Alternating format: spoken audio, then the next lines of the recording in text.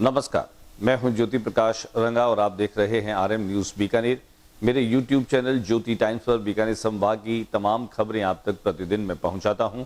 तो आइए देखें और आगे बढ़ें, लेकिन इससे पहले मेरे यूट्यूब चैनल ज्योति टाइम्स को सब्सक्राइब करना मत भूलिए। पहले सब्सक्राइब कीजिए और फिर देखें आज बीकानेर में क्या कुछ रहा खास। डाल देते हैं एक नजर। बीकानेर में लंबे अंतराल के बाद कांग्रेस से बदल राजस्थान की ओर से 3 दिवसीय संगठन सृजन प्रशिक्षण शिविर का शुभारंभ।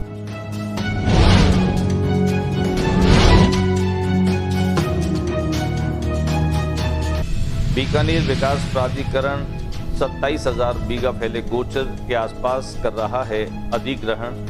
शहर और देहात कांग्रेस पार्टी ने जताई आपत्ति, संभागीय आयुक्त को दिया ज्ञापन। पीड़ित परिजन को न्याय दिलाने की मांग को लेकर आयुष्मान हॉस्पिटल के आगे धरना जारी।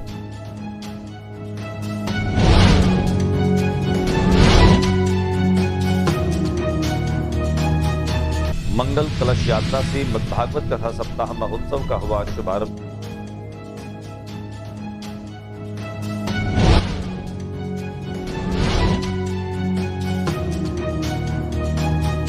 नाले ओवरफ्लो होने से फड़ बाजार बना गंदा नाला, दुकानदार और व्यापारी परेशान।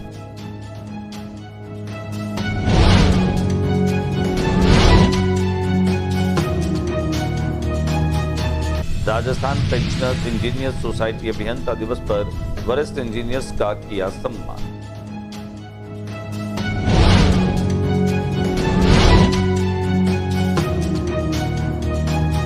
सरी नथानिया गोचर पर कब्जा मुक्त करने की मांग, प्रशासन को दिया अल्टीमेटम।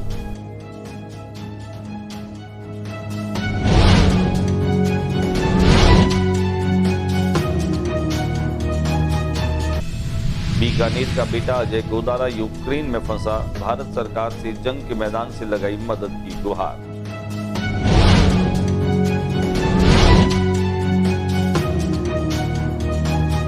श्राद्ध पक्ष के पावन अवसर पर प्रतिदिन पितृ तर्पण का हो रहा है आयोजन।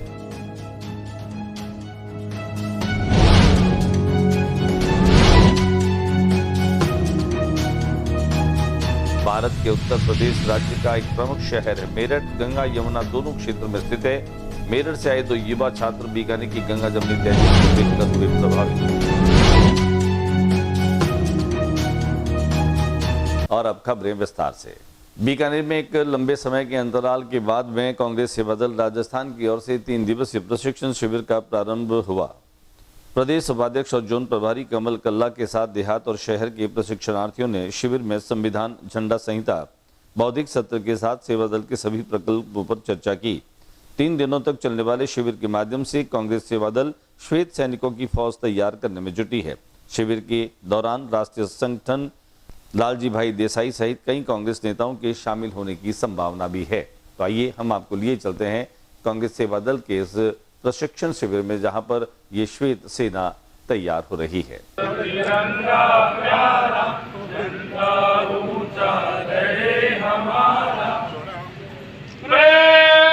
वहीं प्रदेश उपाध्यक्ष और यहाँ के संयोजक कमल कल्ला से हमने की विशेष बातचीत। आज विधिवत शुभारंभ हो गया है। सुबह सबसे पहले जो प्रशिक्षणार्थी थे उनका रजिस्ट्रेशन किया गया। रजिस्ट्रेशन के बाद में ध्वजवंदन हुआ, राष्ट्रगीत और राष्ट्रगान हुआ और हमारे ऑल इंडिया कांग्रेस कमेटी के सचिव और राजस्थान के प्रभारी गोविंद भाई सभाए ने आज इस ध्वजवंदन कार्यक्रम का किया, संचालन कार्यक्रम का शुभारंभ किया। साथ ही शहर कांग्रेस अध्यक्ष यशपाल जी, देहात अध्यक्ष विश्राराम जी, मदन मेघवाल जी, जियाउर रहमान जी आदि विक्रम स्वामी जी आदि लोगों ने इस कार्यक्रम में पहुंचकर सेवा दल के प्रशिक्षणार्थियों को संबोधित किया। बीकानेर विकास प्राधिकरण के द्वारा 27,000 एकड़ में फैली गोचर भूमि है सरी नथानिया, उस पर और उसके 188 जो गांव है उसके आसपास की जमीन को अधिग्रहण करने की कार्रवाई की जा रही है, जिसका विरोध अब लगातार तेज होता जा रहा है। शहर और देहात कांग्रेस ने भी इसके विरोध के स्वर को और अधिक बुलंद किया है। हालांकि इस बात की आपत्ति दर्ज कराते हुए संभागीय आयुक्त विश्राम मीणा को एक ज्ञापन भी सौंपा गया।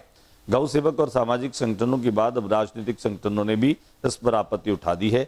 शहर और देहात कांग्रेस पार्टी ने भी गोचर भूमि के अधिग्रहण पर आपत्ति दर्ज कराते हुए संभागीय आयुक्त विश्राम मीणा को एक ज्ञापन सौंपा। शहर जिलाध्यक्ष यशपाल गहलोत और देहात जिलाध्यक्ष विष्णाराम सियाग के नेतृत्व में प्रतिनिधिमंडल ने संभाग आयुक्त से कहा कि भामाशाहों ने गायों के लिए इस भूमि को छोड़ा था, लेकिन भाजपा सरकार और प्रशासन इसे समाप्त करने का काम कर रहा है। यदि समय रहते गोचर को मास्टर प्लान से नहीं हटाया तो फिर कांग्रेस सड़कों पर उतरकर आंदोलन करेंगी और गोचर को समाप्त नहीं होने देगी। गोचर को भारतीय जनता पार्टी और यहाँ का प्रशासन खत्म करना चाह रहा है, इसलिए हम ये चाह रहे हैं कि गोचर भूमि जो हमारे बीकानेर के लिए बहुत ज़रूरी है, यहाँ के जीव जंतु, पेड़ पौधे, ऑक्सीजन, इन सब को देखते हुए हमारे देशनोक माता जी जो एक आस्था का विश्व में लोग वहाँ पे उनकी आस्था है देश करनी माता के, तो उस देशनोक माता की भी गोचर भूमि को हड़पना चाह रहे हैं। और हमारे जो दानदाताएँ थे, मोता, राखी, तमाम दानदाताओं ने उस वक्त खरीद कर और गोचर के नाम जो डोनेट कर दी। पीड़ित परिजनों को न्याय दिलाने की मांग को लेकर के आयुष्मान हार्ट हॉस्पिटल के बाहर ही जो है वह कांग्रेस नेता रामनिवास कुकना परिजनों के साथ में धरने पर बैठे हैं। आयुष्मान हार्ट अस्पताल पीड़ित संघर्ष समिति के बैनर तले कांग्रेस प्रदेश सचिव रामनिवास कुकना के नेतृत्व में आयुष्मान हार्ट केयर सेंटर और डॉक्टर BL स्वामी से पीड़ित परिवारों को न्याय दिलाने के लिए चल रहा अनिश्चितकालीन धरना आज 7वें दिन भी जारी रहा। कांग्रेस प्रदेश सचिव रामनिवास कुकना ने कहा कि आयुष्मान अस्पताल से पीड़ित हजारों परिवारों को न्याय दिलाने की लड़ाई अब एक जन आंदोलन का रूप ले रही है। समय रहते अगर प्रशासन ने आंखें नहीं खोली, सरकार ने संज्ञान नहीं लिया तो हजारों लोग सड़कों पर उतरकर आर पार की लड़ाई लड़ेंगे। पूर्व अध्यक्ष कृष्ण कुमार गोदारा ने कहा, धरना स्थल पर प्रतिदिन 30 ज्यादा पीड़ित परिवार अपनी तकलीफों को साझा करने पहुंच रहे हैं, जिससे साफ दिख रहा है कि बहुत बड़े स्तर पर लूट व लापरवाहियां हुई है। NSUI जिलाध्यक्ष हरिराम गोदारा ने कहा कि इस आंदोलन में बीकानेर जिले के साथ साथ बाहर के लोग भी जुड़ रहे हैं, जो आने वाले समय में एक विशाल आंदोलन का रूप लेगा। आइए हम सुनते हैं क्या कहना है रामनिवास कुकना का।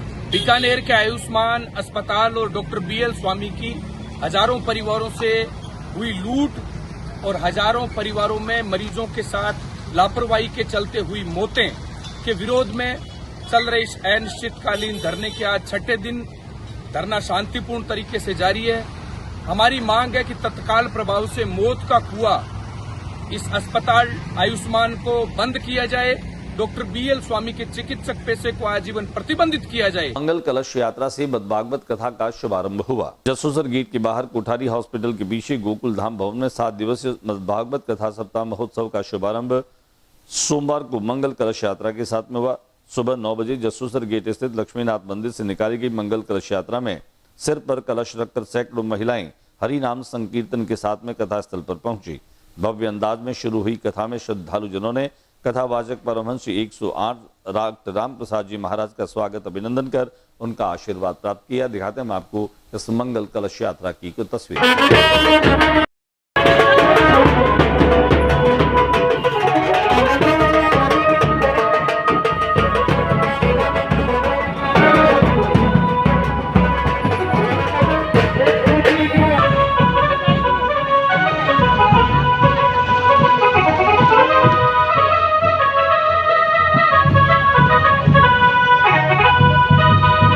बीकानेर में अगर सीवरेज की बात करें तो यह अब नासूर बन चुकी है। सीवरेज ठीक की जा रही है, सीवरेज डाली जा रही है, लेकिन इन खड्डों ने न केवल लोगों को परेशान किया बल्कि बीकानेर में फड़ बाजार में भी स्थितियां बहुत विकट और विद्रूप बनी हुई है। इन्हीं सीवरेज के ओवरफ्लो हो जाने की वजह से यहाँ पूरी तरह से सड़क पर गंदा पानी फैल गया। इस गंदगी से न केवल ग्राहक परेशान हुए, यहाँ पर जो व्यापार करने वाले दुकानदार हैं, व्यापारी हैं, वे भी परेशान हुए। पार्षद प्रफुल्ल हटेला यहाँ पर पहुंचे, उनको भी लोगों ने शिकायतें की। कुल मिलाकर के कहा जा सकता है कि सीवरेज का यह काम अब लोगों को राहत देने वाला नहीं बल्कि लोगों के लिए आफत बनता हुआ सा प्रतीत हो रहा है। हम दिखाते हैं फड़ बाजार का सूरत हाल, जहां पर बहुत स्थितियां विकट बन गई। सीवरेज ठीक हो जाने और उसको ठीक करने के एवज में जिस तरह से ये पानी ओवरफ्लो होकर के गंदा पानी सड़क पर और बाजार में फैला, इससे एक बारगी व्यापारियों को, दुकानदारों को, इसके साथ साथ ग्राहकों को भी बड़ी परेशानी का सामना करना पड़ा। राजस्थान पेंशनर्स इंजीनियर सोसाइटी के द्वारा अभियंता दिवस के मौके पर इंजीनियर्स का सम्मान किया गया। राजस्थान पेंशनर इंजीनियर सोसाइटी द्वारा अभियंता दिवस सपरिवार स्थानीय राज मंदिर मैरिज पैलेस रानी बाजार इंडस्ट्रियल एरिया में धूमधाम से मनाया गया। समिति के मीडिया प्रभारी इंजीनियर रवि प्रकाश माथुर द्वारा बताया गया कि इस अवसर पर मुख्य अतिथि के रूप में इंजीनियर मनोज कुमार मांझू, मुख्य अभियंता इंदिरा गांधी नहर परियोजना को विशेष तौर पर सोसाइटी के सभी सदस्यों को सपरिवार आमंत्रित किया गया था। यह दिवस इंजीनियर्स के लिए एक विशेष उत्साह और उल्लास का दिन माना जाता है। इस अवसर पर सोसाइटी के नए सदस्य 75 वर्ष, 80 वर्ष और 85 वर्ष आयु पूर्ण करने वाले सदस्यों व सोसाइटी के भामाशाहों को शॉल, साफा, स्मृति चिन्ह व मेडल अर्पित करके सम्मानित किया जाता है। दिखाते हैं हम आपको सम्मान समारोह की कुछ तस्वीरें। सरे नथानिया गोचर भूमि को कब्जा मुक्त करवाने के लिए प्रशासन को एक अल्टीमेटम दिया। जैसलमेर हाईवे NH 15 पर बीकानेर यूनिवर्सिटी के करीब 500 मीटर दूर स्थित सूरदासानी पुरोहित के पूर्वज शाहू बाबा का करीब 400 वर्षों से अधिक पुराना मंदिर है। उक्त स्थान पर गोचर के भू मार्ग पर तारबंदी करके गोचर के बड़े भूभाग पर नियम विरुद्ध स्थायी निर्माण करवाया गया है। श्री शाहू बाबा नवयुग मंडल सेवा समिति द्वारा इस ऐतिहासिक सामाजिक धरोहर को बचाने के लिए गोचर भूमि पर अनाधिकृत निर्माण हटवाने के लिए लगातार प्रयास कर रहे हैं। पूर्व में भी कब्जेधारियों के खिलाफ कार्रवाई को लेकर प्रशासन को अवगत कराया गया, मगर आज तक कोई भी कार्रवाई नहीं हुई। इसे लेकर दिनांक 16 सितंबर 2025 मंगलवार को जिला कलेक्टर नम्रता रोशनी ADM महिला को कार्रवाई की मांग लेकर ज्ञापन सौंपा गया। प्रशासन ने कार्रवाई को लेकर ठोस आश्वासन दिया है। संगठन ने जिला प्रशासन को समस्या से अवगत कराते हुए 7 दिन का अल्टीमेटम दिया। अगर 7 दिन में जिला प्रशासन कोई कार्रवाई नहीं करता है तो संगठन के सभी लोग जिला कलेक्ट्रेट कार्यालय के आगे अनिश्चितकालीन धरना और आमरण अनशन पर बैठेंगे। बीकानेर का बेटा अजय गोदारा यूक्रेन की जंग में फंसा है। वहीं युद्ध के मैदान से उन्होंने भारत सरकार से गुहार लगाई है। जिले के लूणकंसर के अर्जनसर क्षेत्र निवासी अजय गोदारा का एक मार्मिक वीडियो सामने आया, जिसमें उसने यूक्रेन की जंग के मैदान से अपनी जान बचाने की गुहार लगाई है। अजय पढ़ाई के लिए स्टडीज वीजा पर यूक्रेन गया था, लेकिन उसका आरोप है कि वहां किचन में काम दिलाने का झांसा देकर उसे सेना में भर्ती कर बॉर्डर पर भेज दिया गया। अजय का कहना है कि उसके साथ गए संदीप, अंकित और विजय भी इसी स्थिति में फंसे हैं। उसने वीडियो में बताया कि युद्ध क्षेत्र में हालात बेहद भयावह और एक साथी की मौत भी हो चुकी है।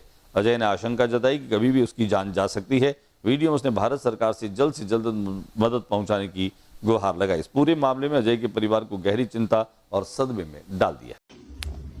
राम राम भाई सभी को। मेरा नाम अजय कुमार, गाँव अर्जुनसर, तहसील लूणकंसर, जिला बीकानेर। 8 दिन के बाद भाई मैं नेटवर्क में आया हूँ, क्योंकि मैं जंग के मैदान में भेज दिया था यूक्रेन के खिलाफ लड़ाई में। वहाँ पे हमारे ऊपर हवाई फायर हुई, पहले ड्रोन से, उसके बाद मिसाइलें दागी गई यूक्रेन की तरफ से। तो भाई हम 4 बंदे थे ग्रुप में, एक तो वहीं खत्म हो गया और 2 भाग गए कहीं, और मैं वहां से रास्ता भटक गया। फिर मैं मेरे बटालियन के बंदे ढूंढते 8 दिन के बाद मुझे आर्मी वाले मिले कोई, उन्होंने मुझे सेना पुलिस को सौंप दिया, रूस की सेना पुलिस को, जो अभी सेलिडोवा सिटी के अंदर है। जो सेलिडोवा वो यूक्रेन की सिटी है और रशिया ने कब्जा कर रखा है यहाँ पे। 9 महीने पहले यहाँ पे कब्जा हो गया था। अभी मैं यहाँ हूँ, पता नहीं मुझे आगे कब दोबारा भेजेंगे या फिर मुझे यहीं रखेंगे, कोई पता नहीं है भाई। और मैंने अपने बयान दे दिए यहाँ पे, भाई हमारे साथ धोखा हुआ है, हमें बोला कुछ ये कर रहा है, कुछ जा रहा है।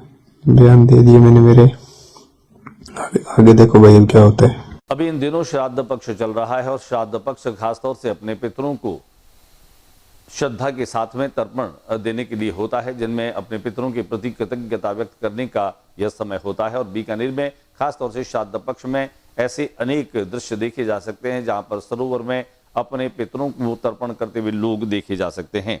रोजाना लगभग 2.5 घंटे तक विधि विधान से पितरों की पूजा अर्चना और तर्पण संपन्न करवा रहे हैं। वैदिक मंत्रोच्चार के बीच में विद्वानों ने परंपरागत विधि से पितरों के लिए जल अर्पण और पूजा पाठ संपन्न किया।